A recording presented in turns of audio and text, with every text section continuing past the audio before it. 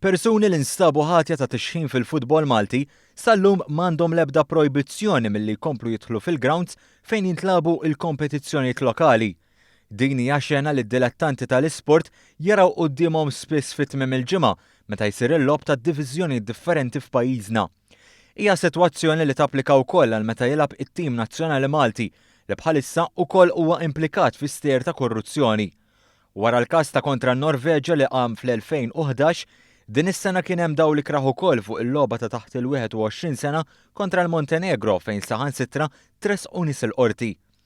Il-gazzetta kulħadd irrappurtat kif xieda fil-qorti dwar dan l-aħħar każ u rrid kif ċerti nies jibqgħu iħufu f'ċertu rkejjen tal-grounds minkejja li diġà nstabu ħatja li rranġaw il-logħob għal gwadan finanzjarju. Għal ħafna dan jintqis bħala stedina biex ikomplu fejn ħallew. Quddiem il-Maġistrat ġew mifsud xed Ronnie Mackay, akkużat li organizza t-tixħim ta' numru ta' plejers żgħażagħ nazzjonali kontra l-Montenegro li ntlabet fit-23 ta' Marzu li għadda. Mackay spjega l-intriċċi li kienu għaddejjin bejn lagħba Maltin, Ċiniżi u plejers biex jintlabu l-flus u r-riżultat jiġi manipulat biex Malta titlef kemm fl-ewwel taqsima kif ukoll fit-tieni taqsima. Dakinhar tal-logħba Ronnie Mackay mar il-Hibernian Stadium fejn kienet se tintlab il-logħba. Fil-qorti, il-prosekuzzjoni staqsit li xut min kien hemm il-ground. Pronti tweġiba ta' Mackay, Robert u Pelinku. L-akkużat fissirhom bħala tnejn li kien jilgħab futbol magħhom.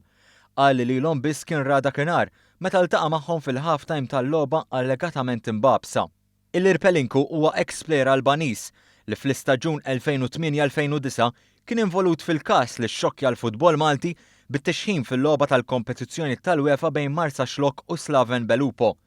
Pelinku kien ingħata sentenza sospiża ta' ħabs. Imma sal-lum għadu jidħol il-ground qisu xejn mhu xejn u l-istess jista' jingħad għal kull min diġà nstab ħati jew jinstab ħati fil-futur qarib. L-Integrity Officer tal-MFA Franz Tabone ikkonferma din ir-realtà fil-programm Pjazza. Il-ground huwa post pubbliku tħallas u tidħol. Ma tistax iżommhom bil-liġi, ma tistax iżommhom.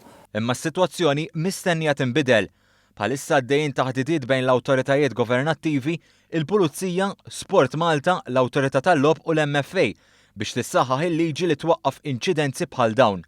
Min ikun nistab ħati ta' ċertu atti violenti fil-ground jew ċertu diskors fil-ground, jiġi benjat bordni tal-qorti imma. Eżatt. Issa di l-liġi qed nsaħħuha iżjed u parti minna ħadd tkun li kinti ġejt convicted ta' fuq match fixing jew fuq ċertu korruzzjoni fil-futbol ma tistax tidħol fil-postijiet li huma sportivi.